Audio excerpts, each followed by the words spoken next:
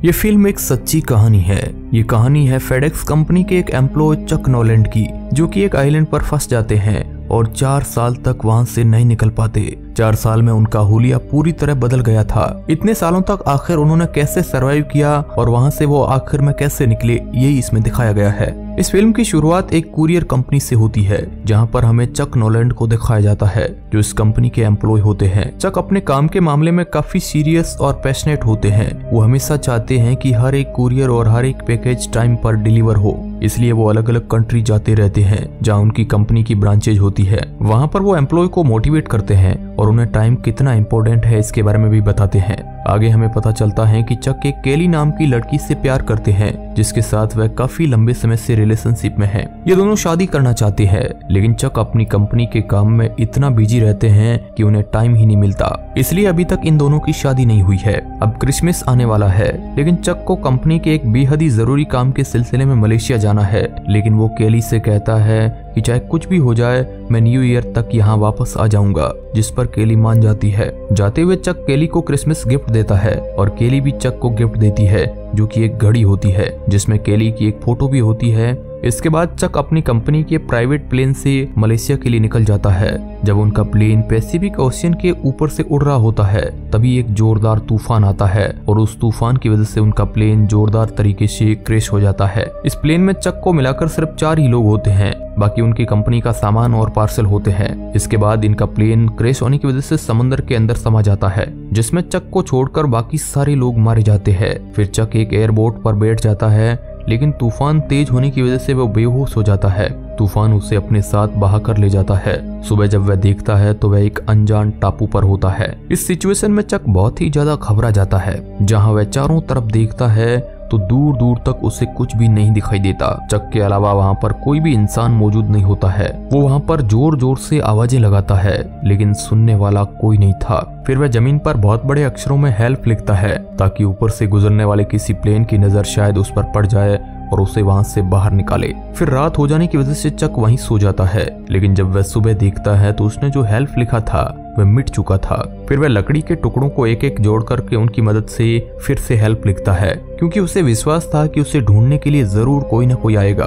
तब उन्हें ये मेरा लिखा हुआ हेल्प जरूर दिखेगा और वह मेरी मदद करने आएंगे। अब हम देखते हैं कि चक के अलावा फेडेक्स कंपनी के कुछ पैकेट्स भी बहकर किनारे पर आ चुके हैं, लेकिन जब चक उन्हें चेक करता है तो पता चलता है कि उनमें से किसी भी पैकेट में खाने का कोई सामान नहीं है। फिर उसे अकेले को वहाँ पर कुछ आवाज सुनाई देती है, लेकिन आसपास उसे कुछ भी नजर नहीं आता है। तभी जोर से उनके सामने एक नारियल गिरता है। फिर वह समझ जाता है कि वह नारियल गिरने की ही आवाज थी। फिर चक इन नारियल के पानी को ही पीने के लिए उपयोग करता है, क्योंकि समंदर का पानी उसके लिए सही नहीं था। मगर चक के लिए नारियल को फोड़कर पानी निकालना इतना आसान नहीं था। इसके लिए उसे बहुत सारी माथापच्ची करनी पड़ती है। काफी कोशिशों के बाद चक एक नारियल में छेद करके उससे पानी पीना सीख जाता है। इस तरह से चक को यहाँ पर काफी दिन बीत चुके होते हैं। उसके पैर में जूते न होने की वजह से पत्थर लगने से खून निकलने लगा था। इसके लिए वो एक तरकीब निकालता है। चक अपनी पैंट को फाड़ करके अपने पैरों पर लपेट लेता है। तभी उसे एक ऊंची पहाड़ी नजर आती है। तब चक डिसाइड करता है कि वो उस चोटी पर जाएगा और चारों तरफ का जायजा लेगा, शायद उसे वहां से कुछ दिख जाए। और फिर जब चक चोटी पर पहुंचता है तब उसे वहां से पानी में कुछ दिखाई देता है। चक दौड़कर नीचे आकर उस चीज के पास जाता है, जहां उसे देखकर वह बहुत दुखी हो जाता है, क्योंकि वो उसके प्लेन के पायलट की डेड बॉडी होती है। और वहां पर चक रोने लगता है। फिर वो उनकी डेड बॉडी को दफनाने से पहले पायलट के जूते और उसकी टॉर्च अपने पास रख लेता है, जो उसके आगे काम आएगी। इस तरह से चक को अकेले इस आइलैंड पर रहते हुए काफी वक्त बीत चुका है और अब चक इस आइलैंड में जिंदगी गुजारने का आदी हो गया है। फिर वो पत्तों में जमी ओस को नारियल के अंदर इकट्ठा कर गुजारा चलाता है। इसी के साथ ही वो अपनी भूख मिटाने के लिए मछली मारना भी सीख रहा होता है। वो एक लकड़ी को नुकीला बनाकर उससे मछली मारने की कोशिश करता है, लेकिन काफी कोशिशों के बावजूद उसे कामयाबी नहीं मिलती है। उसके पास इस आइलैंड पर खाने पीने के लिए सिर्फ क्रेब, नारियल पानी और ओस की बूंदे हैं। और एक रात उसे समुद्र में एक शिप दिखाई देती है। चक को लगा ये मेरी जरूर हेल्प कर सकता है और जोर जोर से चिल्लाने लगता है, लेकिन वो शिप काफी दूर था, इसलिए चक की आवाज उस शिप तक नहीं पहुंचती है। फिर वो टॉर्च की लाइट जलाकर उन्हें इशारा करने की भी कोशिश करता है, मगर उससे भी कुछ नहीं होता है। और अगली सुबह चक फैसला करता है कि जिस एयरबोट पे बैठकर वो इस आइलैंड तक पहुंचा था, फिर से उसी बोट पे बैठकर वो इस आइलैंड से निकल जाएगा, क्योंकि अब वो यहाँ पर किसी के आने की सारी उम्मीदें खो चुका था। लेकिन चक जब वहां से निकलने की कोशिश करता है तो लहरें तेज होने की वजह से वहां से नहीं निकल पाता। इस दौरान उसके पैर में चोट भी लग जाती है जिससे खून निकलने लगता है और चक जख्मी पैरों से हताश होकर वापस बीच पर आ जाता है। रात में बारिश होने की वजह से चक एक गुफा में बैटरी ऑन करके सो जाता है। जब चक सुबह उठता है तब देखता है कि उसका टॉर्च डिस्चार्ज हो चुका था और अब उसके पास रोशनी के लिए कुछ भी नहीं है। यहाँ तक कि चक को इस सिचुएशन में आग भी जलाना नहीं आता था। इसके बाद वो फेडेक्स के उन बॉक्सेज के पास जाता है जो कि बहकर इस बीच पर आए होते हैं। वो एक एक करके सारे बॉक्सेज को खोलता है। उसमें उसे एक दो चीज उसके लिए काम की मिल जाती है। उसे एक आइस स्केटिंग शूज मिलता है जिसके नीचे ब्लेड्स लगी होती है। अब वो उस ब्लेड का इस्तेमाल नारियल को फाड़ने, चीजों को काटने के लिए करता है। उसी ब्लेड से वो एक लकड़ी को नुकीला बना लेता है जिससे वो एक बार फिर से मछलियों और केकड़ों का शिकार करने की कोशिश करता है और इसमें वो कामयाब भी हो जाता है। अब चक इन मछलियों और केकड़ों को कच्चा नहीं खा सकता है, इसलिए अब उसे आग की जरूरत है। वो आग जलाने की बहुत कोशिश करता है लेकिन उससे कामयाबी नहीं मिलती। फिर वो गुस्से की वजह से जोर जोर से चिल्लाने लगता है। इसके बाद हम देखते हैं कि वो नारियल छील रहा होता है। तभी उसे आइडिया आता है कि अगर वो दो लकड़ियों को आपस में रगड़े तो शायद आग जल सकती है और काफी कोशिशों के बाद आखिरकार उसे कामयाबी मिल ही जाती है और आग जल जाती है। आग जलता देख चक बहुत खुश हो जाता है और उछलने कूदने लगता है। इसी के साथ हम देखते हैं कि वहाँ पर जो सामान पड़ा होता है उसमें एक फुटबॉल भी होती है। उस फुटबॉल पर चक का खून लगा होता है जिससे वो उस पर एक चेहरा बना देता है और उससे बातें करना शुरू हो जाता है।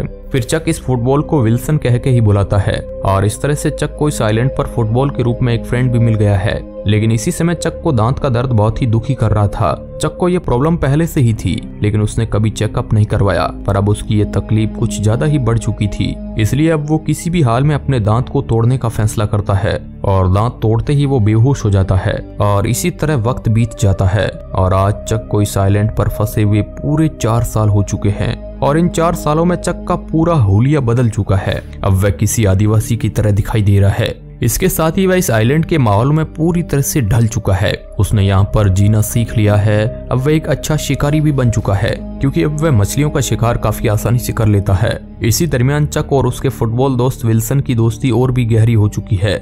एक दिन चक मछली खा रहा होता है कि तभी उसे किसी चीज की आवाज सुनाई देती है। जब वो भागकर उस आवाज की तरफ जाता है तब उसे मेटल की एक शीट दिखाई देती है जिसे देखकर उसे आइडिया आता है कि वो इस शीट की मदद से एक बेड़ा बनाएगा और इस शीट का इस्तेमाल हवा के रुख के हिसाब से डायरेक्शन बदलने के लिए करेगा।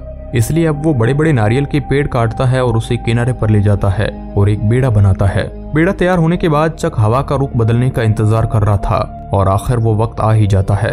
हवा का रुख बदलते ही चक अपना बेड़ा पानी में उतारता है और अपने दोस्त विल्सन को अपने बेड़े से बांध देता है और वहां से निकल जाता है। कुछ दूर आगे जाते ही उसे बड़ी बड़ी लहरों का सामना करना पड़ता है लेकिन चक किसी तरह से उन लहरों को पार कर लेता है जिससे वह बहुत खुश होता है। वापस अपने घर पहुंचने की एक उम्मीद के साथ वो अथाह समुद्र में धीरे धीरे आगे बढ़ रहा था। समुद्र में उसे बारिश का, तूफान का, इन सब का सामना करना पड़ता है। हालांकि वह भूख लगने पर मछलियों का शिकार कर लेता है और पीने के लिए बारिश का पानी जमा कर लेता है। उसने बारिश का पानी इकट्ठा करने के लिए बहुत सारे नारियल रखे होते हैं तो जब भी बारिश होती तो उनमें बारिश का पानी जमा कर लेता ताकि बाद में जरूरत पड़ने पर वह उसे पी सके। लेकिन इसी बीच एक ऐसी घटना होती है जिससे चक पूरी तरह से टूट जाता है। उसका दोस्त विल्सन यानी कि वो फुटबॉल पानी में गिर जाता है और जब तक चक को इसका पता चलता है तब तक विल्सन उससे काफी दूर जा चुका होता है। लेकिन फिर भी चक पानी में कूद जाता है और उससे वापस लाने की कोशिश करता है लेकिन इसमें वो नाकाम रहता है और वापस अपने बेड़े पर आके खूब रोता है क्योंकि वो अपने दोस्त विल्सन से इमोशनली अटैच हो चुका था जो कि अब उससे दूर जा चुका था। इसके बाद चक अपना सफर जारी रखता है और कुछ दिनों के बाद जब वो हताश होकर टूट चुका है तभी एक कार्गो शिप उसके पास से गुजरता है। शिप पर सवार लोग उसे देख लेते हैं और उसे बचा लेते हैं। अब हम देखते हैं कि चक अपने घर वापस लौट चुका है लेकिन वापस लौटने के बाद वो देखता है कि सब कुछ बदल चुका है क्योंकि उसके जानने वाले सभी लोगों ने ये समझ लिया था कि चक मर चुका है और वो लोग उसका अंतिम संस्कार भी कर चुके हैं। उधर चक की गर्लफ्रेंड केली की शादी भी हो चुकी है और अब उसकी एक बेटी भी है। चक केली से मिलने जाता है जहां केली उसे देखकर बहुत खुश होती है और उसे गले से लगा लेती है। लेकिन केली का अब अपना एक परिवार है इसलिए वो चक के साथ नहीं जा सकती और वो दोनों ये तय करते हैं कि अब उन दोनों के रास्ते अलग अलग है। इसके बाद चक केली को वो खानदानी घड़ी वापस कर देता है जिसे केली ने उसे क्रिसमस गिफ्ट के तौर पर दिया था जो कि चक के पास उस आइलैंड पर थी। लेकिन उसमें से चक केली की फोटो अपने पास रख लेता है। चक के वहां से जाने से पहले केली उसे किस करती है क्योंकि वो आज भी उससे प्यार करती है केली अपनी फैमिली नहीं छोड़ सकती और चक भी यही चाहता है कि केली अपना परिवार छोड़कर उसके साथ ना आए। केली के पास चक की एक गाड़ी भी होती है जिससे चक की बहुत सारी यादें जुड़ी होती है। केली उस गाड़ी को चक को वापस कर देती है और चक गाड़ी लेकर वहां से निकल जाता है। चक को जाते हुए केली उसे एक नजर से लगातार देख रही होती है। उसे चक के जाने का बहुत दुख हो रहा होता है। उसे लगता है कि जैसे कुछ छूट रहा है और तभी वो चक का नाम पुकारते हुए उसकी गाड़ी की तरफ भागने लगती है। चक भी गाड़ी को ब्रेक कर लेता है और उससे बाहर निकलकर केली को गले से लगा लेता है। तब केली बोलती है, मैं आज भी तुमसे बहुत प्यार करती हूँ और तुम ही मेरा पहला प्यार हो। जिस पर चक भी बोलता है कि मैं भी तुमसे बहुत प्यार करता हूँ। और फिर वो दोनों एक दूसरे को किस करते हैं। फिर चक उसे अपनी गाड़ी में बिठाता है और उसे घर वापस छोड़ देता है और निराश होकर वहां से चला जाता है।